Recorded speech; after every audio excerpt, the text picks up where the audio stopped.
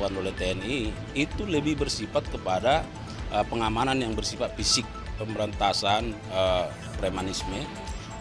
Kami sudah sampaikan bahwa tentu kami siap. Perlu kami tegaskan bahwa sebenarnya bentuk perbantuan atau dukungan pengamanan yang diberikan oleh teman-teman dari TNI di institusi kita sesungguhnya tidak ada kaitan dengan proses pelaksanaan tugas fungsi dalam penegakan hukum yang dilakukan oleh kejaksaan. Karena saya sampaikan bahwa fungsi perbantuan dukungan pengamanan yang dilakukan oleh TNI itu lebih bersifat kepada pengamanan yang bersifat fisik terhadap aset, gedung, ya. Nah, sedangkan terkait dengan pelaksanaan tugas fungsinya tentu kami melakukan itu secara independen, ya. Jadi tidak ada jangan ada kekhawatiran bahwa dengan adanya TNI lalu akan ada intervensi. Ya buktinya selama ini terkait penanganan koneksitas kita umumkan juga, ya kan. Nah, termasuk perkara-perkara yang lain, ya. Jadi tidak berkaitan. Jadi murni bahwa TNI dengan MOU yang kita miliki, salah satu butirnya itu adalah bahwa TNI dapat memberikan bantuan dukungan terhadap pelaksanaan tugas fungsi dari kejaksaan. Dan kita juga memberikan dukungan bantuan terhadap TNI dalam bentuk lain. Ya, jadi ini bentuk kerjasamanya. Nah, pertanyaan besarnya adalah apakah TNI masih memiliki kewenangan dalam konteks pengamanan selain pertahanan. Nah, kalau kita mengacu ke Undang-Undang TNI itu, ya di pasal 7 kalau tidak salah di ayat 2 itu tegas dinyatakan bahwa TNI dapat memberikan dukungan bantuan pengamanan terhadap aset-aset atau objek vital strategis. Nah, tentu kejaksaan ini kan merupakan objek vitalnya negara, ya, yang sangat strategis. Nah, bagaimana jaksa-jaksa ini bisa bekerja secara baik, nyaman, tentu harus ada bentuk pengamanan juga, ya. Nah, itulah yang dikolaborasikan, dikerjasamakan. Jadi kami sampaikan bahwa tidak perlu ada kerisauan misalnya bahwa dengan adanya pengamanan TNI maka akan ada intervensi, ya. Dan kita lihat, katakan di Kejaksaan Agung ini sudah berlangsung kurang lebih 6 bulan kalau tidak salah, ya. Ada perbantuan pengamanan yang dilakukan oleh TNI, tapi teman-teman media bisa merasakan misalnya apakah ada semakin mempersulit misalnya, kan tidak, hanya bentuk pengamanan sebagai antisipasi, ya. Dan saya kira itu sangat wajar, ya, dalam rangka Pak justru mendukung bagaimana kami bekerja bisa lebih baik. Pak, berarti kalau sebenarnya personal TNI itu baru ada di Kejaksaan itu baru 6 bulan lalu, Pak, bukan sebelumnya sudah ada atau ada? Ya, kalau permintaan-permintaan itu mungkin sudah ada jauh sebelumnya, ya. Tapi kan situasional. Tapi dengan adanya MOU yang kita miliki, salah satu poinnya di situ adalah bahwa TNI dapat memberikan dukungan perbantuan terhadap kejaksaan dalam menjalankan tugasnya. Kalau dielaborasi, salah satunya adalah bentuk pengamanan. Kenapa? Karena di kita ada Jaksa Agung Muda bidang pidana militer yang bisa berkoordinasi dengan secara cepat kepada tataran atau jajaran di TNI. Itu sebenarnya, ya. Berarti setelah ada TR yang kemarin ramai lah dibicarakan dibandingkan dengan 6 bulan lalu, ada penambahan personal nggak untuk saat ini? Nah, itu yang akan dirumuskan, ya kan? Karena biasanya lebih bersifat situasional. Nah, mungkin ke depan ini bisa lebih permanen, ya. Nah, jadi itu yang sedang dirumuskan sesuai dengan kebutuhan, sesuai dengan anggaran seperti apa, ya. Kan mungkin saja tidak sama satu satker dengan satker yang lain, misalnya Kejati A dengan Kejati B, walaupun di telegram itu sudah disebutkan 30 orang, 10 orang, ya. Tapi nanti akan disesuaikan. Apakah memang misalnya satu kejaksaan tinggi harus butuh 30 orang atau cukup sekian orang. Nah, itulah analisis kebutuhannya akan terus berkembang dilakukan. Ada potensi ancaman begitu nggak sih Pak selama ini yang diterima Kejaksaan Agung sehingga perlu ada pengamanan dari TNI seperti itu, potensi ancaman? Nah, saya kira kalau terkait potensi, ya kami merasakan biasa-biasa saja, ya kan? Kan Anda lihat bagaimana kami terus menjalankan tugas fungsi kami, ya, bahwa ada potensi-potensi menurut kami itu biasa, ya, sangat biasa. Nah, tetapi dalam konteks antisipasi, konteks katakanlah pencegahan terhadap hal-hal yang tidak diinginkan ke depan, ya, maka dibutuhkan bentuk pengamanan yang lebih baik itu, ya. Jadi kalau misalnya ada jaksa mendapat ancaman, itu bagian dari profesi, ya kan? Dan kita lihat, nah pengamanan kan di kantor dilakukan, sementara tugas jaksa kan mobile kemana-mana, itu, ya. Berarti pengamanan MOU-nya itu sejauh ini baru di gedung fisiknya ya Pak? Mungkin atau kok mungkin diperpanjang, misalkan pengamanannya ketika kejaksaan mau menjemput calon tersangka ya kita sebut, apakah ada pengamanan ke arah sana? Ya bisa saja, ya kan. Misalnya kita melakukan upaya-upaya penggeledahan, upaya-upaya penyitaan, ya, yang membutuhkan tenaga pengamanan.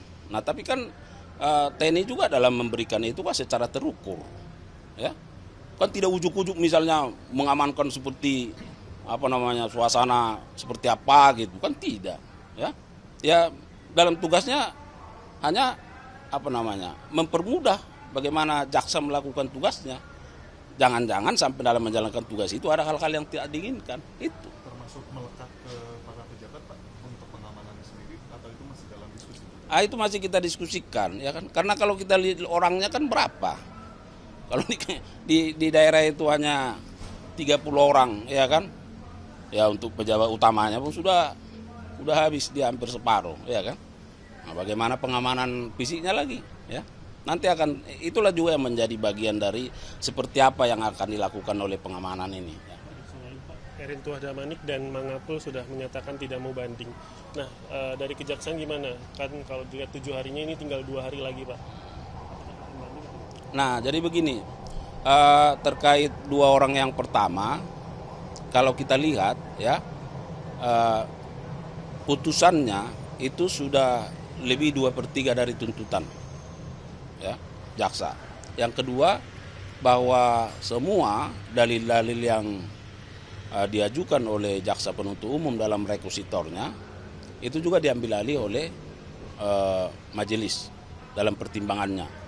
Nah, biasanya, ya, apabila hal-hal ini sudah memenuhi, ya jaksa juga akan mempertimbangkan untuk bisa menerima sepanjang para terdakwa menerima putusan.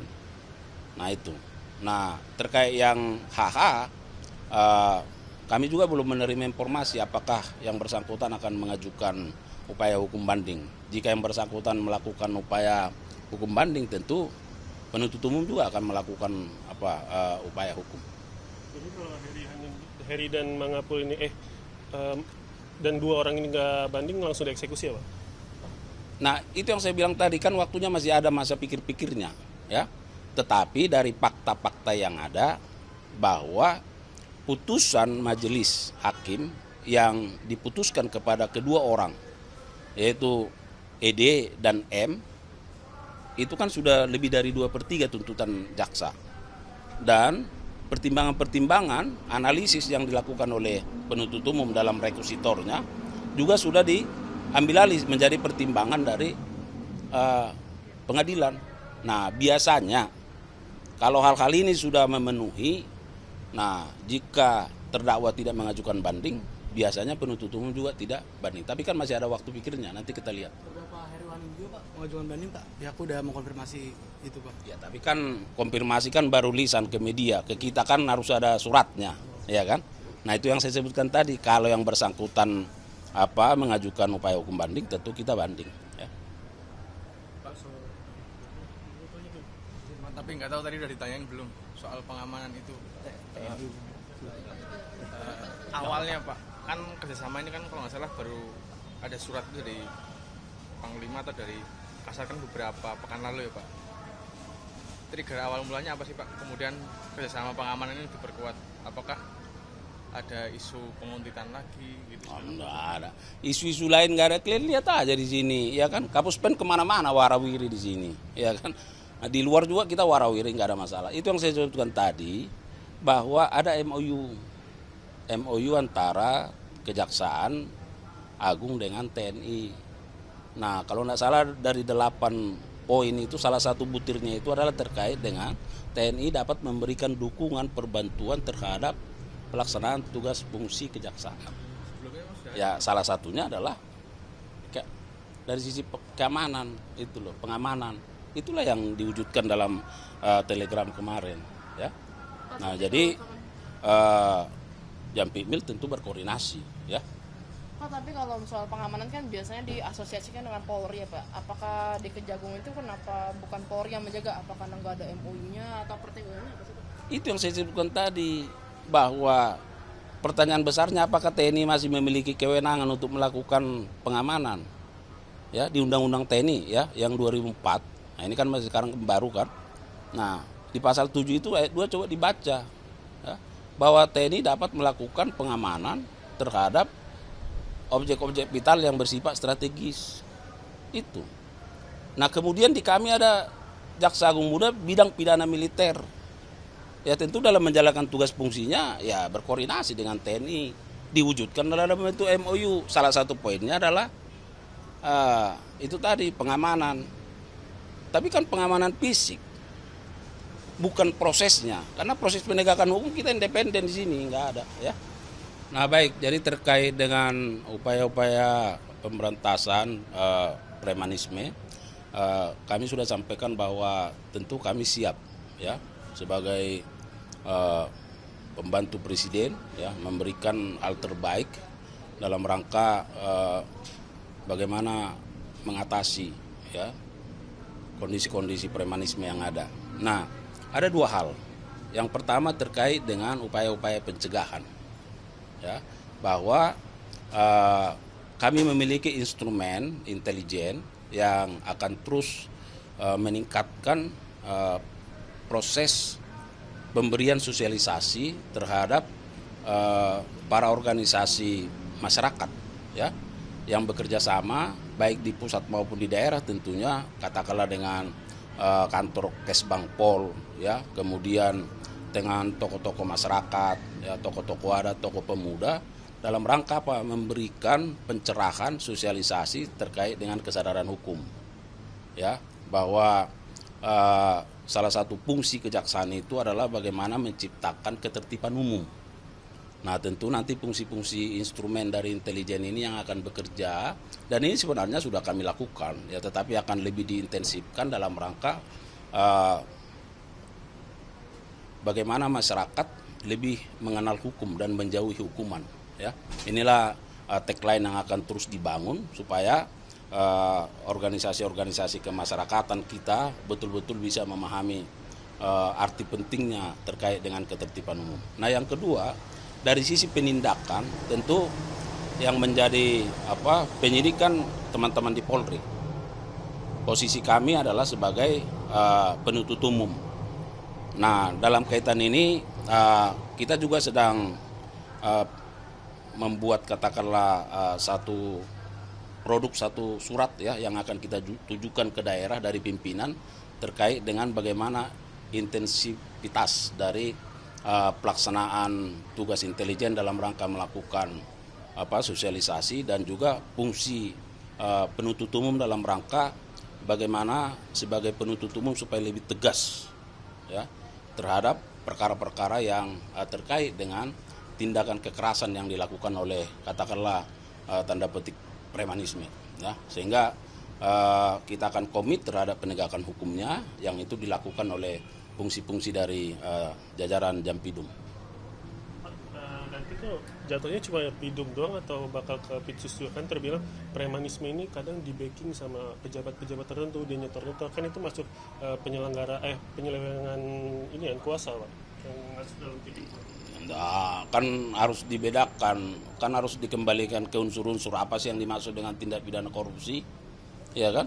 Nah, jadi tidak semua katakanlah seperti yang disampaikan tadi itu menjadi bagian dari tindak pidana korupsi, ya kan? Nah, itu akan nanti dipelajari secara situasional seperti apa kasusnya di lapangan, ya. Nah, kalau penyelenggara negara melakukan tindak pidana koruptif menguntungkan orang lain atau korporasi atau diri sendiri merugikan keuangan negara, ya itu masuk unsur dari tindak pidana korupsi. Tetapi apakah pertanyaan tadi memenuhi unsur-unsur dalam pasal tipikor? Nah, itu kan harus perlu ada kajian. Nah, tetapi yang kami sampaikan bahwa tindakan-tindakan premanisme ini kan mencederai rasa ketertiban, kenyamanan masyarakat. Nah, ini yang harus perlu diantisipasi. diantisipasi melalui apa? Proses sosialisasi yang lebih intensif, lebih masif dilakukan supaya organisasi masyarakat ini memahami tentang pentingnya ketertiban umum. Nah, sedangkan fungsi-fungsi penegakan hukum dalam hal ini tentu jajaran Jampidum, karena ini merupakan bagian dari street crime atau general crime, ya, atau tindak pidana umum, maka fungsi-fungsi kami di sini akan lebih intens, lebih tegas dalam rangka menegakkan hukum terkait dengan tindak pidana atau kejahatan yang bersifat premanisme, kategori premanisme, ya. Kasus korupsi di Sintex gimana artinya? Apakah sudah ada tersangka yang ditetapkan? Kan minggu lalu juga KPK Kejagung memeriksa salah satu akuntan di. Iya, terkait dengan itu masih berproses, ya. Saya kira kita harus bersabar menunggu karena penyidik juga secara intens, ya, melakukan upaya-upaya mengumpulkan bukti-bukti, ya. Nah, tentu kan harus dilihat apakah bukti-bukti nanti merupakan bagian dari perbuatan melawan hukum. Nah, itu dia, untuk mencari siapa yang bertanggung jawab. Itu sekarang sedang dilakukan prosesnya, ya. Kita tunggu saja. Masih penyidikan umum berarti ya Pak? Iya, masih bersifat umum. Calon tersangka udah ada kemungkinan? Belum.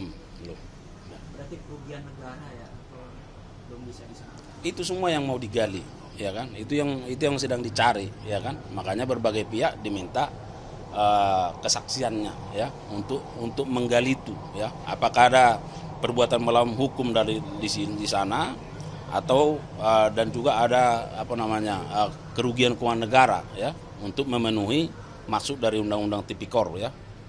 Kasus suap vonis lepas CPO, sejauh ini publik masih mempertanyakan kok bisa aliran dananya nggak mengacu kepada orang-orang yang punya modal, karena sejauh ini tersangkanya adalah cuma penyedia jasa. Nah, apakah Kejaksaan Agung masih percaya mereka ini adalah orang yang bisa mengeluarkan uang untuk menyuap hak?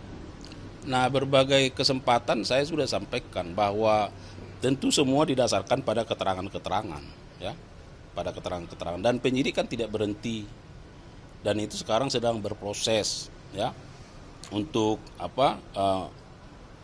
melihat, mendalami apakah ada peran pihak lain di sana, apakah ada peran dari korporasi misalnya, ya, apakah ada peran pihak-pihak yang lain.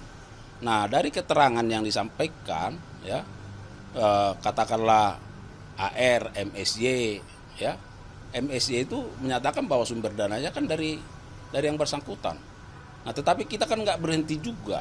Nah, apakah memang sekelas MSY misalnya punya potensi untuk mengeluarkan dana sebanyak mungkin, ya, sebanyak itu hanya untuk mengamankan perkara ini? Nah, itulah sekarang yang sedang digali, ya. Penyidik juga sama pikirannya dengan publik, dengan media, ya. Oleh karenanya dalam berbagai rilis kan kita sudah sampaikan bahwa penyidik dalam melakukan pemeriksaan terus, ya, memanggil, meminta kesaksian, keterangan dari berbagai pihak untuk mengungkap itu, ya, untuk mengungkap itu. Nanti kita lihat bagaimana perkembangannya, ya.